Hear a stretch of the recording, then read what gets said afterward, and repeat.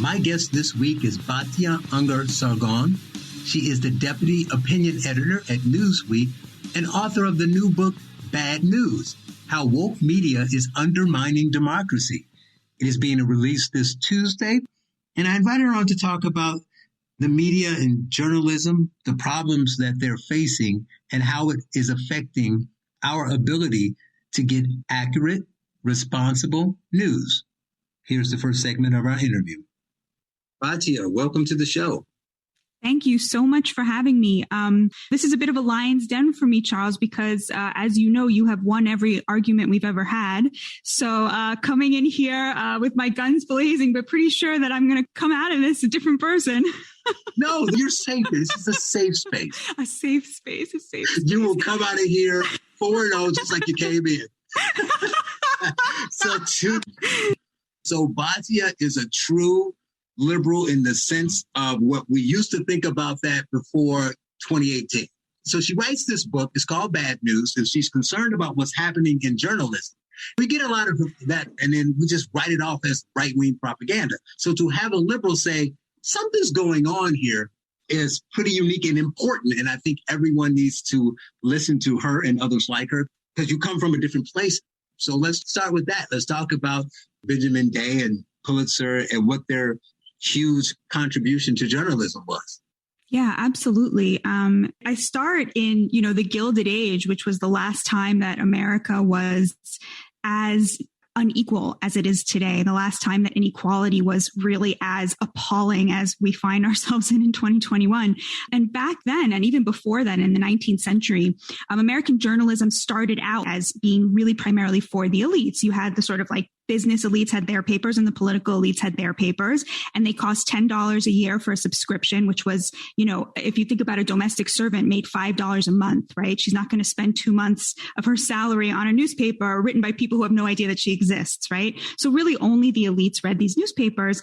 And this guy, Benjamin Day, showed up and he was sort of looking around him and he was like, there's a lot of poor people and a lot of working class people, and they're literate. That was very unique. America was the first country where basically anyone you stopped in the street, there was a really good chance that they were literate. Even though there were tons and tons of immigrants, they would all become super literate, super fast in English as well. And so Benjamin Day and then later Pulitzer, they would look around them and be like, there are so many poor people and they're out there buying things to read. They're buying these, adventure books and religious pamphlets, and there was no newspaper for them. And Benjamin Day, followed by Joseph Pulitzer, was like, what if we came up with a newspaper that catered to these people, that went to a poor person and said, look, I have something. I'm going to charge you a penny for it. You only have 2 pennies, but I promise you it's going to be worth one of them.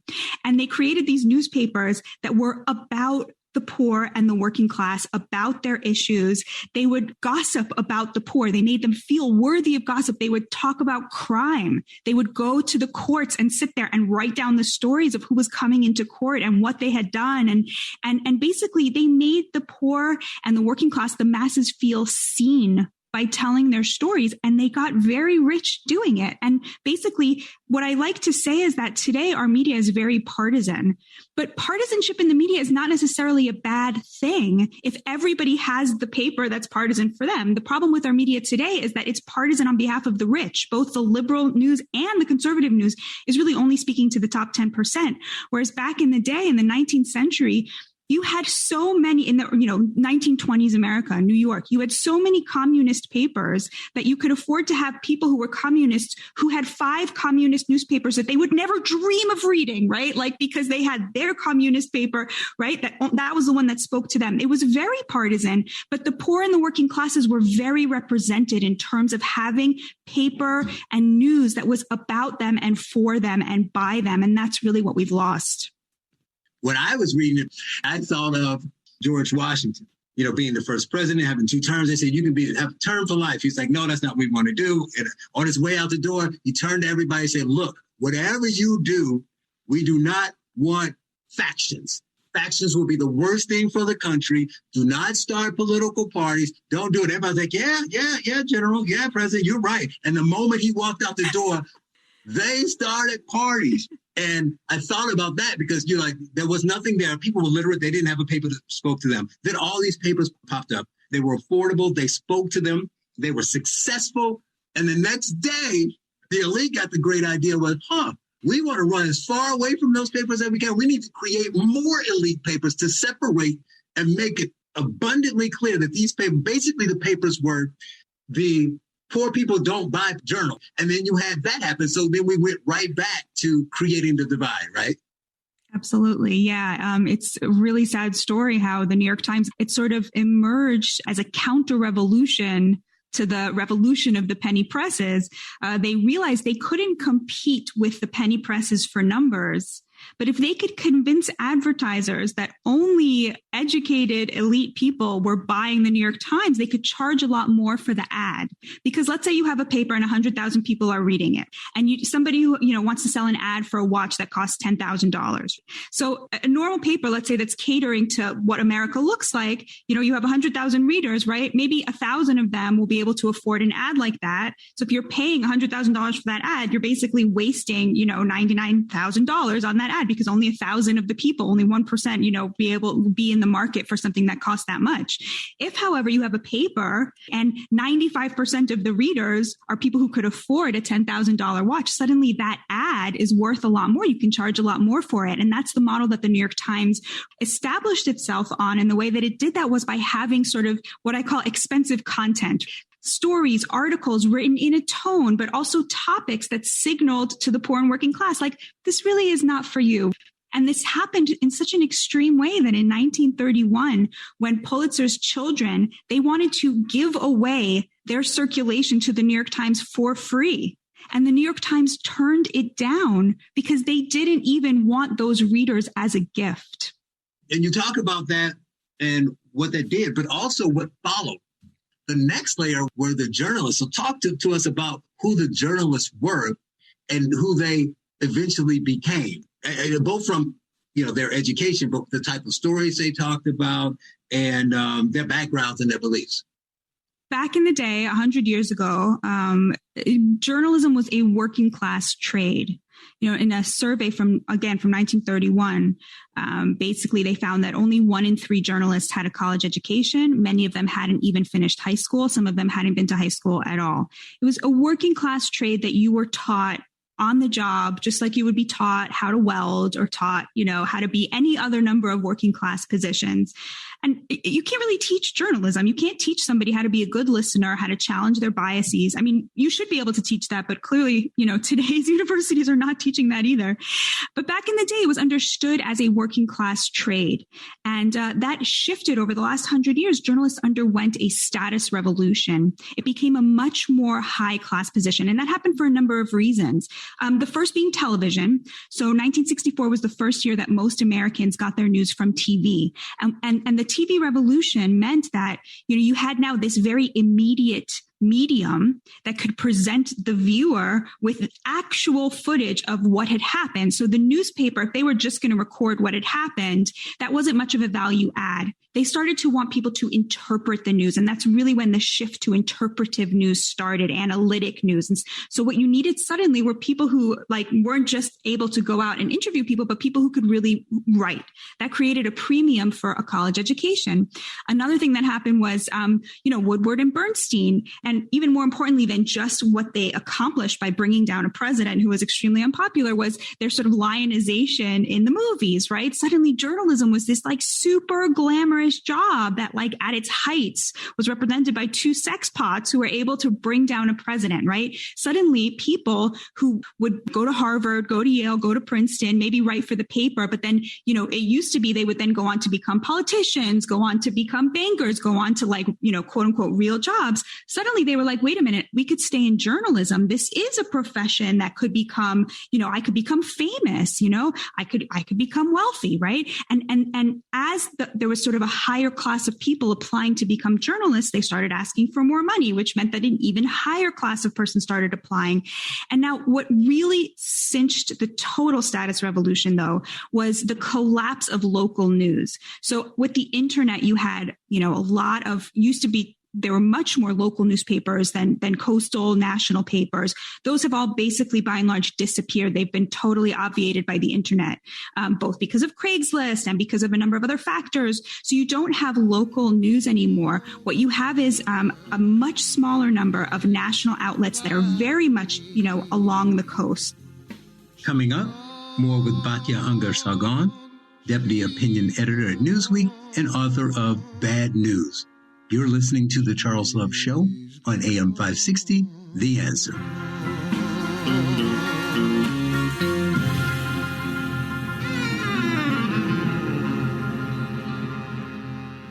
We return to The Charles Love Show on AM 560, The Answer. Once again, here's Charles Love. Are you tired of summer nights in Maine? Welcome back. I am continuing my conversation with Batya Ungar-Sargon, the Deputy Opinion Editor of Newsweek and author of the new book, Bad News. In the last segment, I asked her about the changing of the guard in journalism, and she was explaining how the journalists went from being, almost like a trade and working class job to being an elite job. And here she continues talking about who the journalists are today. Most journalists live not just in blue states, but in the most blue states, the most blue districts. And because now it's such a small and difficult industry to get into, the people hiring can afford to be much more, quote unquote, selective. Journalists at the New York Times, at the Wall Street Journal, at the Washington Post, they are all from an increasingly elite group economically in terms of education. These places now hire from the Ivy Leagues. And the pathway to becoming a journalist, you have to do unpaid internships in college, which means if you're a person who's working your way through college, forget about it. You can't take an unpaid internship. In the best case scenario, you can get an internship over the summer in New York that pays $1,000. That's not even rent for 1 month in New York, right? Now, in order to make the right connections to become a journalist, a lot of people will go to journalism school, although I don't know what they're teaching them there because you can't, like I said, this is a job. You can only learn this on the job. They go there to make the connections. It costs $70,000 a year. So it's really become a rich man's profession at this point. Now, of course, there are, counterexamples. People would say to me, oh, this one is from a working class background. That one's from a working class background. It's true. There are exceptions, but they really do prove the rule. And as you got this sort of more elite cast of journalists, they've also become increasingly woke. And the argument I make in the book is that this woke revolution we're seeing now is just the latest phase of the eliteness of this profession. Wow, that's a lot. That's true. I think that also changes the political landscape because those people tend to be more liberal. Now, granted, a liberal will look at it and say, but I'm liberal, so I'm okay with it. But that's what I love and respect about you is you get that it's a problem, even if you don't agree with the other side. It's a problem if there's groupthink, but it's also a problem with how do you represent the masses when you don't, not just, you used to not think like them. Now you just don't even understand them. And you point out a lot of examples of that in the book. So now we're at a point where they don't really know any poor people. So how are they going to write stories on them without, if they either don't do it or it's in kind of a condescending manner? Then there's no local news because the corporate newspapers bought all those papers, the ones that still exist. So there's really, you look at different names, but they're all owned by the same people. So that becomes a problem. So the news itself has become an extension of Democrat talking points. People have to look at that and realize that that is a problem. So you talk about that in the book, but explain how that is a problem for the country at large and not just conservatives. Yeah, and I just want to add that the reason that's happening is because journalists have always been sort of more liberal, more on the side of the little guy. Today, what happened because of the internet is that the corporations are now seeing, they're all going in for the same highly educated, liberal, coastal population, right? And because of the internet, they can track exactly where they live, exactly who's reading which stories, exactly who's sharing them and responding to them.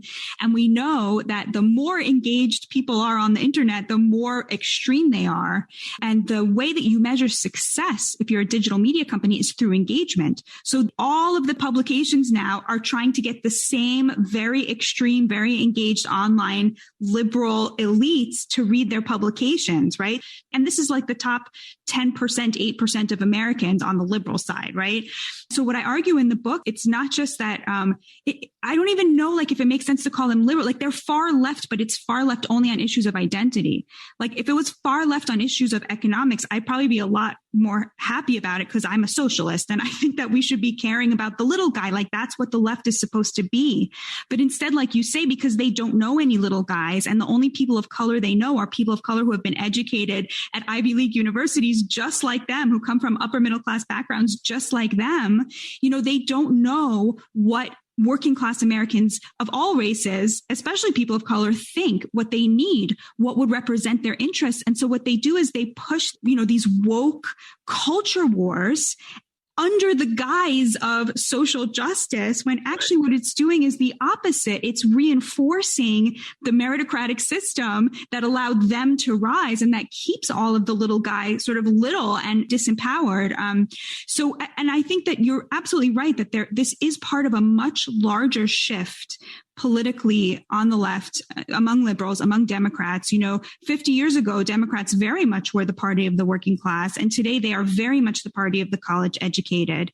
And I just want to say, it's really important to me that people understand that when I say wokeness, I'm not talking about fighting racism, which is extremely important. I'm not talking about police reform, which is extremely important. Okay. I'm talking about the language of anti-racism, quote unquote, that is actually, in my view, obscuring police reform by creating this maximalist language that actually furthers the economic interests of highly educated, affluent liberals, if that makes sense. Well, I want to say one more thing about the importance of the big tech thing, and then we get into the ugly piece that you brought up at the end.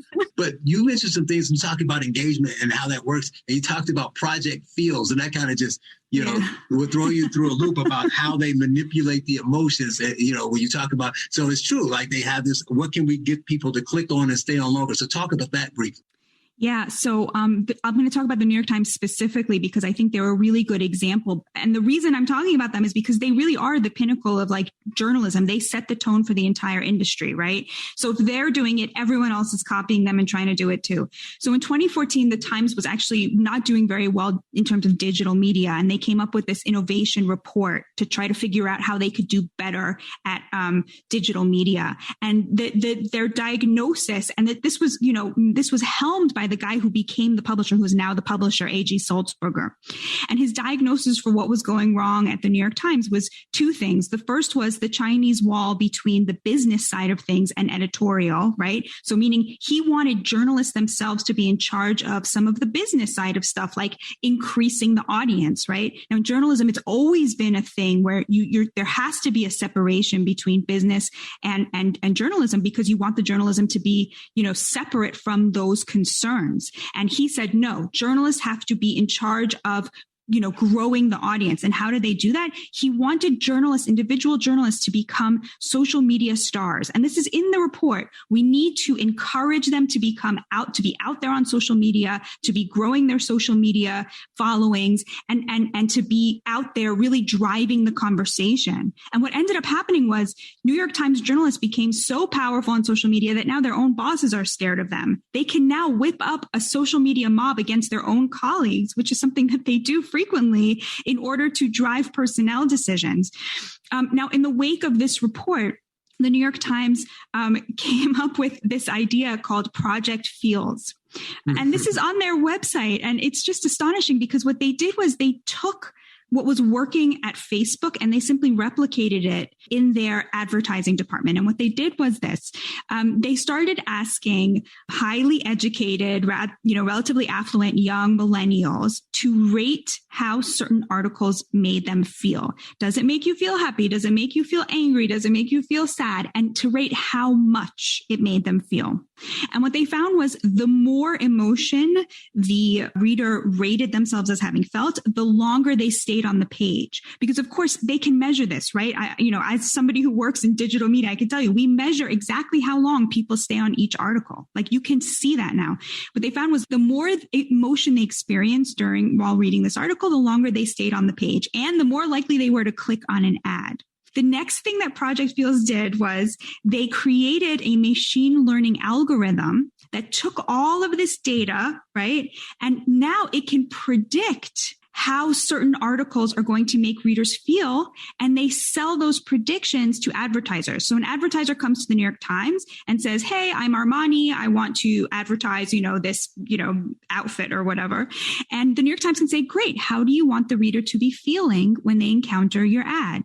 They've essentially sort of monetized our emotions as readers. Now, Project Feels is very clear. They do not go to individual journalists and writers and say, write in an emotional way because we want to sell this Armani ad. But the thing is, they don't have to, because the same things that make somebody feel emotions and stay on the page and click on that ad are the things that make stories go viral on Twitter. And that's where all journalists are tracking their stories and tracking the progress of their stories. And so all of the forces are now pulling in the direction of, writing about Trump continuously, because it makes liberals very emotional. It makes stories rise. It makes them go viral on social media, and it makes people more likely to click on advertisements. Coming up, more with Batya Ungar-Sargon, Deputy Opinion Editor at Newsweek and author of Bad News. You're listening to The Charles Love Show on AM 560, The Answer.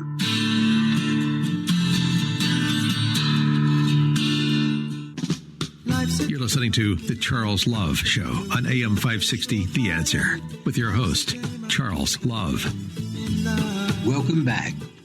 I am continuing my conversation with Batya Ungar-Sargon, the Deputy Opinion Editor at Newsweek and author of Bad News. In the last segment, she was pointing out how the New York Times and others use emotion to manipulate the reader to click ads, and how it indirectly affects what the reporters write. And here she points out how all of that emotion and manipulation doesn't translate to better news or real results. Now, notice this has not translated into stories that would actually help us fight racism, right? It has not translated into stories about failing schools in Baltimore or about the wave of murder that we're living through right now in poor communities of color. It's only the stories that affluent white liberals want to read because it makes them feel very emotional and very excited about a story. But I argue that it's always the top. If you want to know the difference between something that's actually fighting racism and something that's just woke, ask how much it's asking an affluent white liberal to sacrifice. If it's nothing, you're in the woke category, okay? If it's something, you're in the fighting racism category. And that's really the point of my book, and why I really hope that liberals and people on the left like me read it, because to me, this is not about saying like, we don't care about these issues like police brutality, for example. It's a really important issue. We have to fight it. We need police reform. But instead of police reform, we got tons and tons of articles about defund the police, which A, was never going to happen, and B, was opposed by 81% of Black Americans, and C, would actually make things a lot worse for the victims of crime, especially murder. So that's kind of the point I'm trying to make is, what you see the media doing is, under the guise of social justice, under the guise of a crusade, it's actually like pushing the economic interests of affluent liberal elites at the expense of the working class and the poor. So let's get to the last, well, not the last piece, but the one that we may have a back and forth on a bit, but the race piece.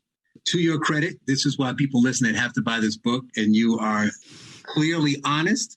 And you know what you're talking about, and regardless of whether they believe that they're socialists, they have to understand that this is a problem. Liberals obviously would read this and think that this is a problem. But what's interesting is you take the journalists to task really hard on the way they tell stories, and a whole lot of times in one whole chapter, but also a few other times it comes back up on the racism of the right, and particularly on Trump and Trump voters particularly, and how and you defend Trump voters a lot, and you defend Trump a little bit actually, about how they call stuff racism that's clearly not racist, and you give some examples, and how, a part of it is what you just mentioned, because they need to get the clicks and they want the viral articles. But you talk about why this is a problem, and their obsession with race, and this, as you call it, the moral panic, and all those things, which are great. But I joke, and obviously you and I have had conversations about this, about how important it is to, because you said a couple times in this interview, if you really want to fix racism, and my argument is you're not going to fix racism, why don't you fix the broken school? I agree with you on fix the broken schools, fix the opportunity gap and those things, and let what happens. I say, I know you liberals disagree with me. Let the racists be racist. When they break the law, lock them up. Don't treat them softer than anybody else. But I don't want to spend time trying to fix what people think and feel, because I can't. But I totally agree with that, by the way. And I think I'm Jewish. I feel that way about anti-Semitism as well. Like right. I don't need people not to be anti-Semite. But when you say fix racism, that's what people will hear. Oh, okay. No, I mean right. like the vestiges or address racism. But what I'm saying is, so you defend them. So I'm giving you credit. I want people to know you defend the right, and you say, but it was clear that you understand that the way these stories are being told were completely inaccurate and were done intentionally to drive home a point. But it ended up hurting them. You talk about how in 2020, Trump won more votes from every group they said he hated. And the only people he lost were white men and some white women. But generally, every minority group and everybody knew about the black men, but he went up in Hispanics, he went up in Muslims. Everybody voted for him higher in 20 after 4 years of You're the Devil than they did in 16. Why don't people see that that's an issue?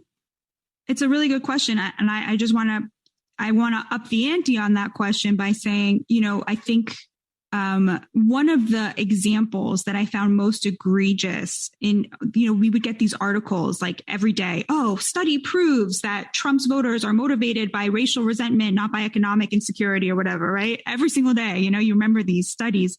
And the one that really went the most viral, it got coverage in the Atlantic and the New York Times, and Vox covered it twice, So one of the main questions she used to measure whether or not a Trump voter was racist or motivated by racial anxiety as opposed to economic anxiety was, she asked them, the researcher, a professor of sociology, she asked them, are you worried an immigrant will take your job? And if they said yes, she marked them down as a racist. But that is an economic question. Right. A question that many blacks will say yes to, which you wrote in your book.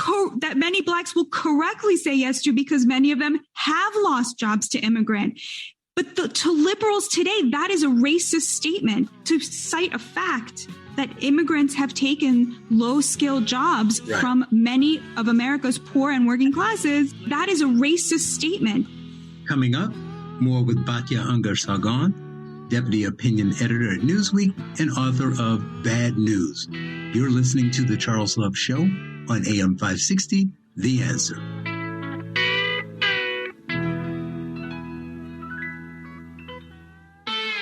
Now, more of The Charles Love Show on AM 560, The Answer, with your host, Charles Love. Welcome back. I've reached my final segment with Batya Ungar-Sargon, Deputy Opinion Editor at Newsweek and author of Bad News. And in this segment, we summarize what the most important points of the book are, and I ask her what we can do to solve the problem of bad news. Quickly, I got to talk about, if you have a chapter called Case Study. It's brilliant. I love it. You basically say, this book I wrote, to put a final point on it, here's 3 categories that proves that journalism has lost its way. And they were the Jews, crime, and Trump, the way they covered those 3 topics. And for the Jews, you talk about Dr. Grossman seeing a picture. It's so awesome, seeing a picture in his New York Times of an Israeli police officer over a bloody Palestinian kid. And they have the headlines, it's ugly. It's like BDS is what you feel when you read that. And then his brother-in-law calls him up and says, oh my God, did you see the picture of your son? He was looking, it's fascinating, right? So they switched the people, they switched what happened, they just used the photo and they did that. Then you went to crime, and I recently wrote a piece about the way they cover crime and got a lot of flack for it, but it's true. It's like when they get crime, they want to cover it that will keep the narrative going. So if they can be anti-gun, they'll be anti-gun. If the criminal is black, they want to understate it. But as you say in the book, you talk about earlier, and I've talked about this all the time when I talk about white wokeness. Of course, the white person will think that most black people are criminal because that's all they see in TV and media. You keep showing them an image of a black guy going to jail. Then I on the news, and then I watch TV shows, and every black character in the TV shows from 1974 to 2006 was a drug dealer or a drug addict or a homeless guy, and I live in an all-white community, of course, I just think that that's what black people are. So you're perpetuating the problem, and that's coming from the left. It's not like there's a bunch of Trump supporters of 10 years ago, Republicans writing these scripts and storylines. So you are perpetuating the problems you don't like by constantly putting these images in front of people and conditioning them to believe that that is the case. And then you cover news the way you've been conditioned, which further perpetuates the problem. And then the same thing with Trump. You talked about the way Trump voters were covered. So I think that case study chapter will summarize all that. And I can keep going to days, but we have to talk about how we fix it. So what do you do about the journalism problem? It's a great question. People often ask me, like, so where do I get good news? Where do I get good information? How can I get things that are true? And I say something that, like, as a journalist, I probably shouldn't say, but I'm just sort of like, why do you need to know everything? Like, I feel like we as Americans have replaced... Oh, stop there. Can you say, why do we need to know everything, and just pause and let that sit out there for a minute? Why do you need to know everything? Exactly. I think sometimes blissful ignorance is good. But go on. I'm sorry. That was just so poignant and no one says it. Yeah, I think that we've it's like there's this new appetite for, and it's not just news, it's like national news that fits into a certain narrative. Everything's now national. And it's very strange to me. Like, it feels like we've replaced something with the need to know. And that seems kind of new. And like, I just feel like the best thing you can do as an American to fix this is just like, it's in your own heart. Like, it's not like, we're not going to change like the news industry. We're not going to change the capitalistic incentives that make the news look like this today. But I think the most important thing you can do is like it's basically what my book is about, is the fact that if you are on the internet and you see something that enrages you, that makes you feel that like tense rage, someone is making money. Like, someone is making money off of your heart. Like, they've spent billions of dollars to become really good at this, and they are really good at it, making you feel those feelings.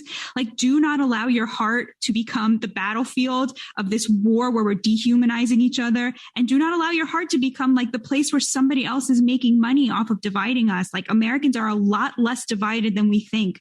The people on the other side of the aisle agree with you about the most important issues. I promise you that all of the data, all the studies bear this out. And, you know, the media class and the political class are making a lot of money and getting a lot of power off of trying to convince us that that's not true. And the best thing you can do is just like have friends who you disagree with. Like, that's literally the most important thing you can do. Like, we have to start stitching back together the fabric of American society. And that happens one person at a time. And, you know, there's a lot of forces trying to make that impossible. And like, just be a foot soldier in the war against dehumanizing the other.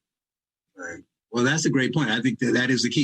It's shocking, though, that we're saying that the solution lies in less news, not more, getting away from it and actually talking to people, because otherwise you're just, you know, stuck in a silo and you're being manipulated, right? It's not only that they're making money off of it, they're manipulating you. They're doing it intentionally.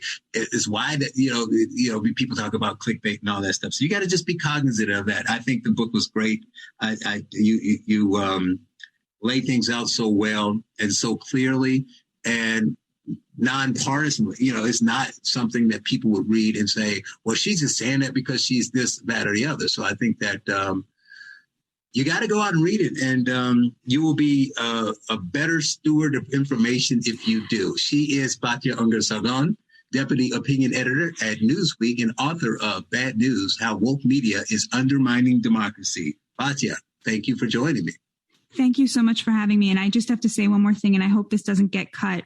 Charles, your leadership in this space, to me personally, I think also just in online, in the Twitter sphere, in your writing for Newsweek, in your writing more generally, in your podcasting, you're having such a deep impact. And I think that the world and this country is such a better place for the example that you set and for the insight that you bring. And I'm not just saying that as somebody who can't seem to win a single argument against you, but I'm truly, truly grateful that you exist, and shine on, because I really rely on you. And I think a lot of other people do too. Well, why the hell would I cut that? I'd be crazy to cut that. That's awesome.